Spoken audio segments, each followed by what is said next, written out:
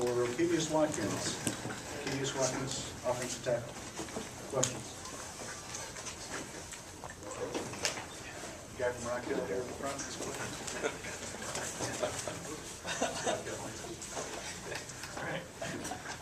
Rock, you guys got Brandon Welts starting to tailback. What has he shown you in practice? Is he a little bit different to block for than Marcus was? Just how's he adjusting? He's doing pretty well. I can't really see what's going on behind me, but from the looks of it, like he got the same flash as Marcus has. Hitting the holes hard. We're just trying to open them up, but we're gonna try to protect him like we'll do 21. The same thing. Common goal is to win football games. That's what we're gonna try to do. Let's go over here. How has the loss of Kyle Nunn affected what you guys do, and do you think you're going to be able to make up for his absence as the season plays out? Yeah, we're going to miss Kyle. We fought hard. We fought through a lot of battles together, the starting five that was in the first couple of games. But the only adjustment, I think, is everybody like switching positions. Not necessarily their total position, but just the side. So we getting used to me being on the left side, or different guys being on different sides. But other than that, we're gonna keep fighting like we've been doing. Come to practice every day, get it in, get a good grind going, and hopefully it'll show up on Saturday. How has the move from the right side to the left side been for you? And is there sort of different steps you got to take, or different responsibilities? How does it go from the right to the left? It's just like going from right hand to left hand, pretty much. It wasn't really a big change because I was repping it all through camp and all through practice, so it really hadn't been a big change. Other than that, it was just doing the high gain speed on Saturday. But other than that, no, that's not really a big change. Back over here, Andrew. When you switch positions, you're also lining up with a different guy beside you. How does that affect the continuity of the line when you're essentially bringing two new guys in because you're switching spots and Cody comes in at right tackle? It changes a little bit because you kind of got used to, it might be a play where the movement is different. And you might expect that when you was on the other side because you did it for so long on that side. Once you change, it might be a bit of a difference, but once you get it going, it picks right back up.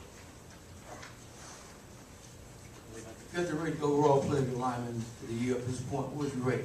10 being high, 1 to 10. That's not my job. You probably have to ask Coach Elliott that.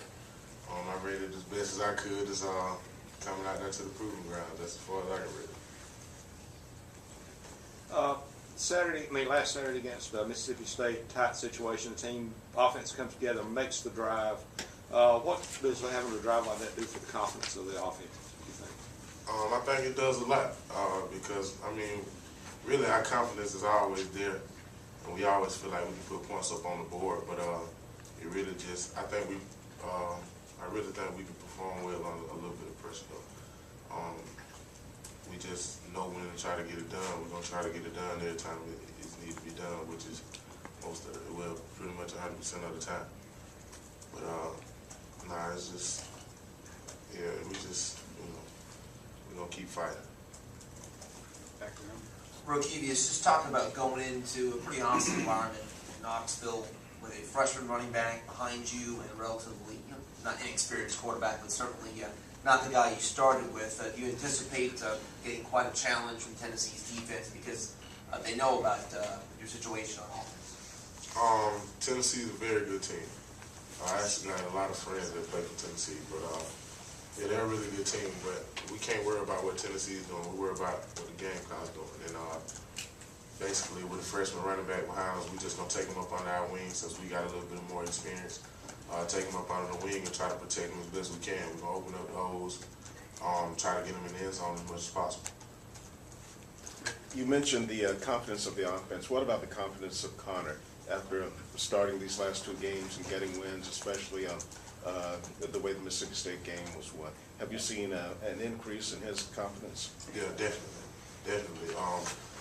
The Star Five took it upon themselves to get in Connor's ear before each and every game that he's played, and let him know that we got his back. It's not necessarily us versus Garcia or nothing like that. We all one big family.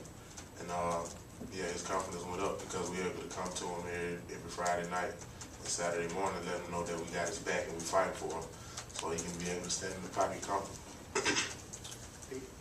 Rokevious, how much during the off week, the downtime, did you guys talk about what's ahead, the goals out there, staying in front in the SEC East, kind of grinding towards the finish? We put a big emphasis on juicing it up a little bit. You know, everybody came back from the bye week, which is usually the bye week is for getting relaxation and getting your legs back up under you. But yeah, we talked about that. We actually called a players meeting yesterday and took it upon ourselves to sit there and talk about everything that we need to do. But the main focus was Tennessee. So we're going to get ready for Saturday at 7:15 to try to get it done. Ricky? Coach Spurrier has been talking about how Marcus has been attending practices. He's going to make the road trip to Tennessee. Is that kind of, I don't know, maybe reassuring to the team? Because sometimes when a guy like that has an injury and he kind of disappears a little bit, you know, when he's not there. So is that inspirational or just reassuring to know that he's still part of the team? It's inspirational, but it's not a surprise at all. I'm not surprised by that for Marcus. Marcus is that type of guy that, you know, no matter what the situation is, he's going to always fight and be there with us through every part that he can.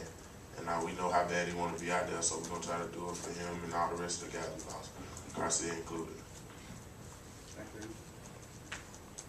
The offense has sort of taken a beating this season, not just from media, fans, Coach Spurrier, but I mean, hasn't the offense done, I mean, in every game but one, the offense has done enough to get it done, right?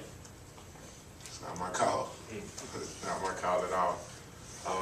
All I can do is come to practice on Monday, listen to what Coach Spurrier and Coach Ellis tell me I did wrong, and what I need to critique and fix up, and that's all I can do. And try to get my other 4 guys that's fighting with me in the position to be ready to play as best we can. That's all I can do. Does the team do a Halloween party? And if so, who's had the best costume so far? There's got to be somebody in there. Nah, I haven't heard nothing about a Halloween party, but if we did, I would play Rick Ross. Got a couple guys that can be a whole bunch of different characters, especially alien type characters. But nah, I ain't heard nothing about a Halloween party, but if it would, it would be a real fun deal. Rick Ross. You said what now? Why Rick Ross? The look. Yeah, it'll be a fun deal though. Rokevious, at this point in the season, do you guys at all you obviously know where Georgia is and where they stand in the SEC East race. Do you kind of pay a little extra attention? I mean, maybe after the Mississippi State game, did you guys check in on that Georgia-Vandy game to see what would happen? And are you going to follow, you know, what the Bulldogs do at all down the stretch? Absolutely not. No. Absolutely not. We didn't think twice. We think about getting some chewing gum and keep our ears from popping on the plane. And watching film on Tennessee. That's it. Anything else, Track? Appreciate it.